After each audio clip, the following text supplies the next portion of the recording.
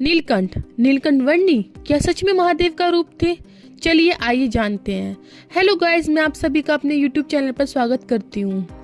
धर्म के प्रति श्रद्धा भाव रखते हुए स्वामी नीलकंठ वर्णी जी, जो कि घनश्याम पांडे या स्वामी नारायण या सहजानंद स्वामी नीलकंठ वर्णी, जिन्हें स्वामी नारायण भगवान के नाम से जाने जाते हैं, जिनका जन्म 3 अप्रैल 1781 चैत्र शुक्ल 9 विक्रम संवत 1837 को अयोध्या के पास गोंडा जिले के छपिया गांव में हुआ।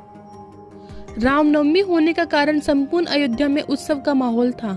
नीलकंठ वर्णी के पिता का नाम श्री हरि प्रसाद व माता का नाम भक्ति देवी था। मात्र 11 वर्ष की उम्र में उन्होंने 7 साल की उम्र में आध्यात्मिक यात्रा शुरू की और भारत के विविध प्रदेश में 12,000 किलोमीटर तक की यात्रा की। भारत के अलावा उन्होंने नेपाल, चीन का भी भ्रमण किया, हिमालयों और मुक्तिनाथ में तप किया। इस दौरान उन्होंने बहुत से चमत्कार भी किए और लोगों के जीवन में परिवर्तन भी किए।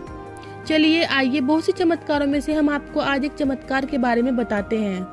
आसाम में प्रसिद्ध मां कामाख्या देवी का दरबार के दर्शन के लिए नीलकंठ वर्णी आसाम पहुंचे और वहां जाकर मां कामाख्या का आशीर्वाद लिया और अपनी मधुर वाणी के दम पर नीलकंठ वर्णी को मानने वाले और उनके उपदेश सुनने वाले लोगों की संख्या दिन प्रतिदिन बढ़ने लगी। यह देखकर वहां पर पहले से मौजूद साधु संत हैरान हो गए। वहां पर पी बैग नाम का एक तांत्रिक रहता था। वह बहुत बलशाली और काला जादू जानता था, जिसका बहुत बोलबाला था। वह आए दिन साधुओं को डरा धमकाकर मार देता था और अपने साथ शामिल कर लेता था। एक दिन नीलकंठ वर्णी बैठे हुए थे। वहां पर उनके उपदेश सुनने वाले लोग और कई साधु संत जो वर्षों से वहां पर रह रहे थे, वहां मौजूद थे। तभी वहां घूमते हुए पी बैग तांत्रिक आ पहुंचा और सभी साधु संत डर गए और उसकी ओर झुकने के लिए तैयार हो गए। तभी नीलकंठ वर्णी ने ना डरने की बात कही और ईश्वर के सामने वह कुछ नहीं है और यह तुम्हारा कुछ नहीं बिगाड़ सकता।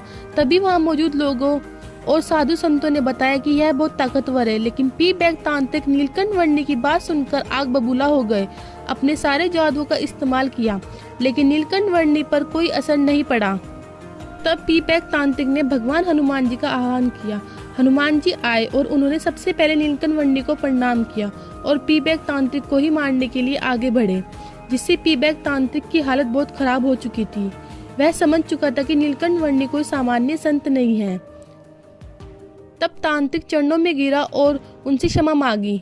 नीलकंठ वर्णी बहुत ही दया स्वभाव के थे। उन्होंने तांत्रिक को माफ कर दिया। स्वामी नीलकंठ वर्णी जी ने 1830 ईस्वी में 49 वर्ष की आयु में अपना देह त्याग दिया। नीलकंठ वर्णी द्वारा 6 मंदिरों का निर्माण कराया गया। मुख्यतः मंदिर आज भी नीलकंठ वर्णी जन्म स्थल गोंडा छपिया में स्थित है।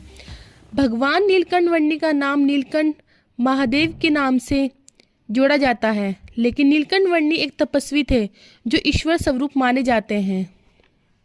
अगली वीडियो में आप जानेंगे शिव भगवान को नीलकंठ के रूप में क्यों पूजा जाता है।